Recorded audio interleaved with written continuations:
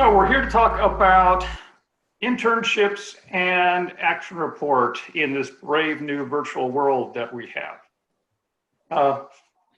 And generally what this means is we're going to continue doing pretty much everything online, but most things will not dramatically change in that you still have to do an action report. Sorry to disappoint you on that. But we have a couple of wrinkles in this that I want to talk about. Has everybody had a chance to look at the syllabus I sent out? I have not. I'm imagining all the heads are nodding up and down. Okay. So, as you know, action report, it's a major paper that you've got to do as the capstone for the MPA program. And in fact, it's so much for capstone that we are in the process of officially changing the name of the class to Capstone Project. The reason for that is that everybody hates the word action report, and it doesn't really connote what it is, which is the capstone of all of your work in the program. There's a couple of things that we're going to be doing from now on. One is we're going to be offering the group project idea.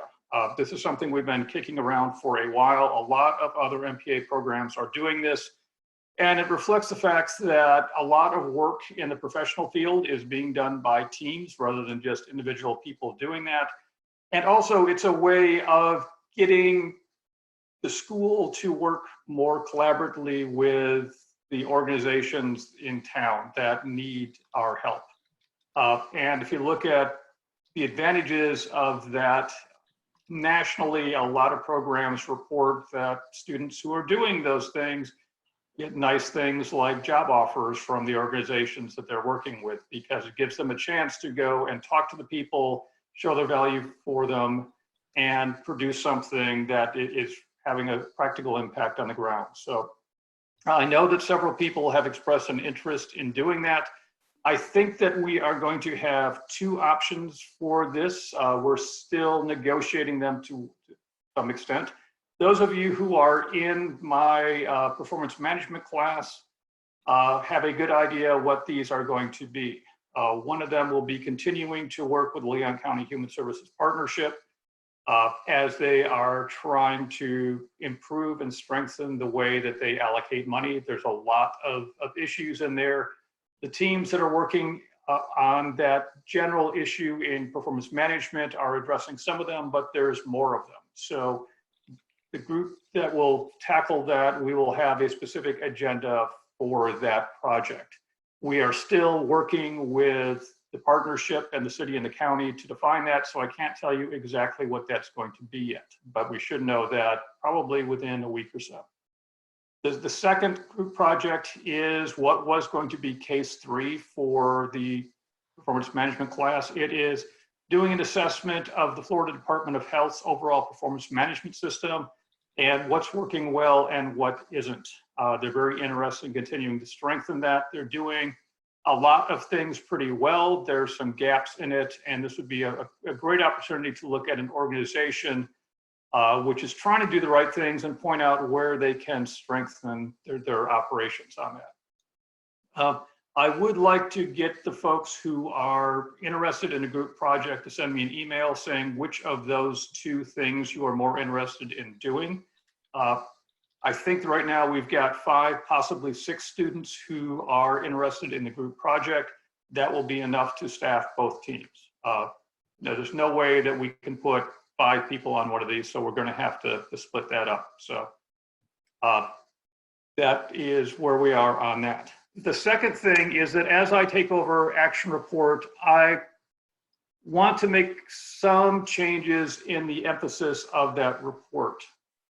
In the past, students have complained that the requirements of that were much more focused on setting up a report that had all of these little checklist items rather than something of deep substance that's really getting into an issue area.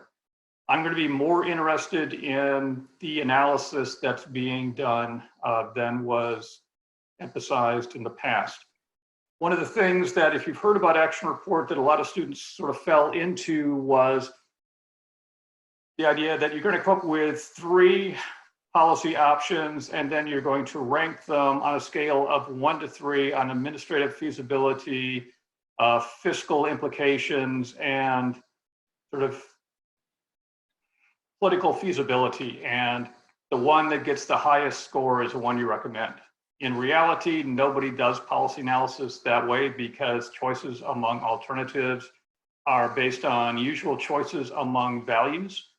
And so we'll be moving away from a pretty simple way of analyzing options to addressing more of the strengths and weaknesses and implications of options, with the idea that policymakers will then make that choice.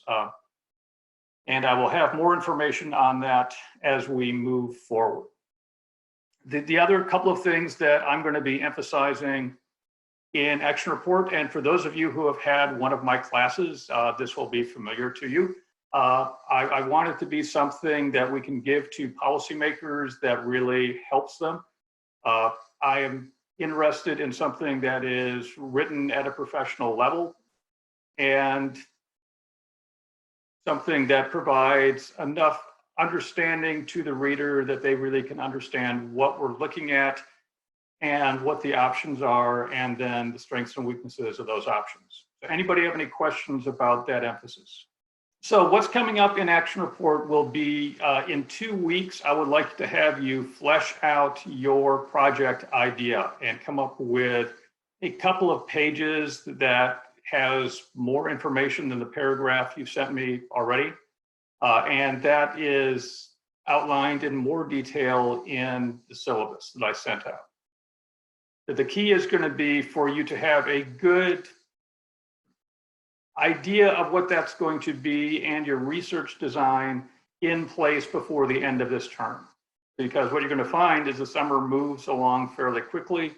And if you just are planning on waiting until July to start this, you're not going to finish it at the level that you need to finish it at. So my advice to everybody is going to be start early on this. There are times when I'm going to be looking for drafts and things like that from you. If you want to send me discussion drafts earlier, please feel free to do that. I am open to giving you a high degree of feedback on what you are doing, and point out areas where there are challenges in where you are on this. I'm not going to edit your stuff for you though. So I'm expecting you to do a lot of editing yourself. Now I am going to put up a series of video workshop sessions on writing and editing. So you can look at that as a resource, and I'll put out on the Canvas site also a resource guide on that. But good writing, it really is tightly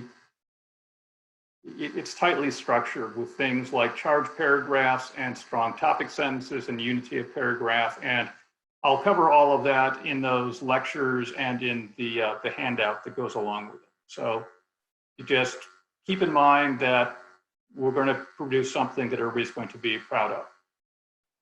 We're making a couple of changes to the Action Report just to try to bring it up into the modern world. One thing is you are no longer required to submit 2 bound copies of your report. We're going to do all of this electronically. So at the end of this, you're going to submit a PDF to Christina. And what we're going to start doing is we're going to start putting all of the action reports up on a shared drive so other students can look at them. We have entire rooms full of old action reports, and while we love having bookshelves filled, we would also like to have them be available for resources to future students.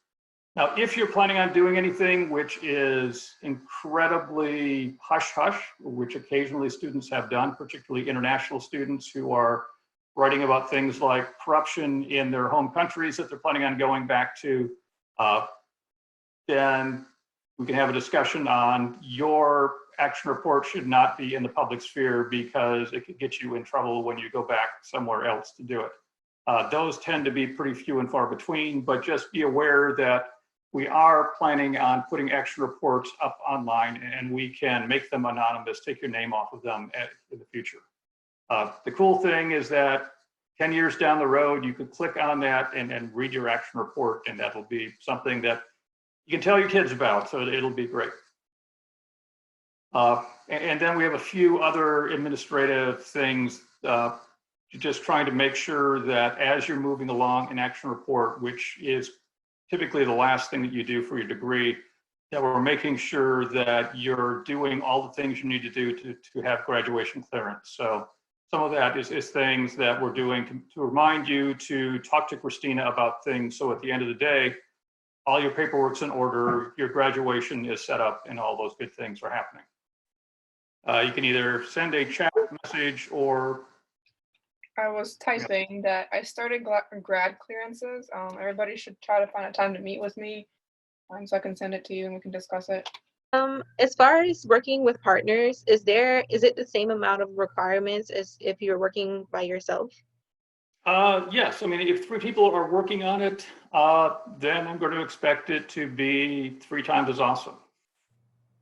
Okay. Meaning that you're going to be covering a broader area.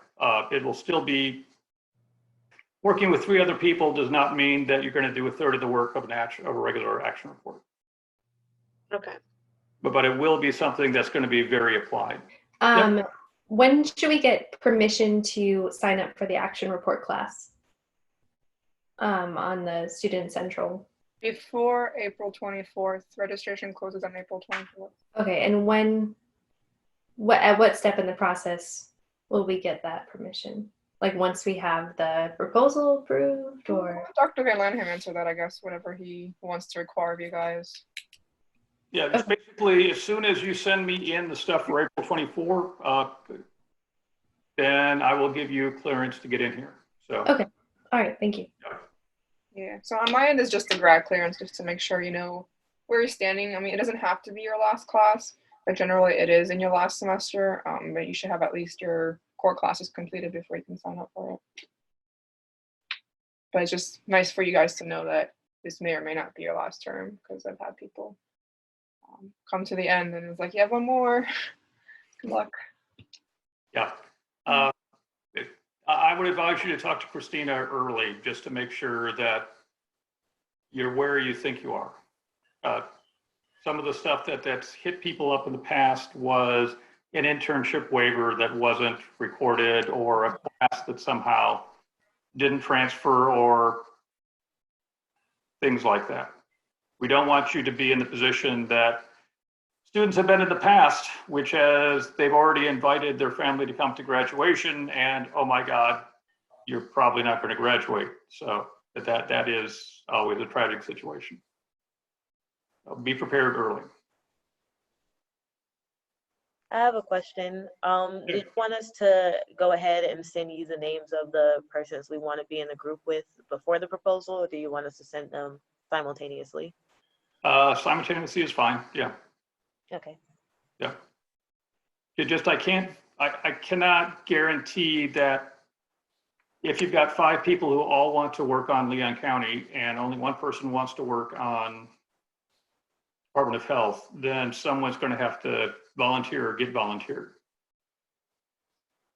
Okay. They're both equally cool projects in my eyes.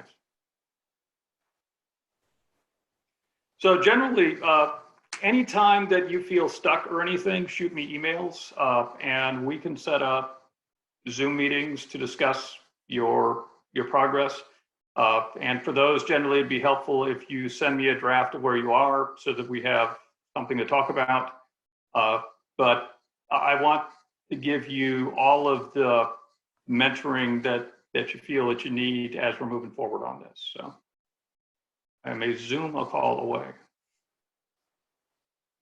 Okay, hearing no other questions, let me turn it over then to Portia to talk about how we're dealing with action reports right now.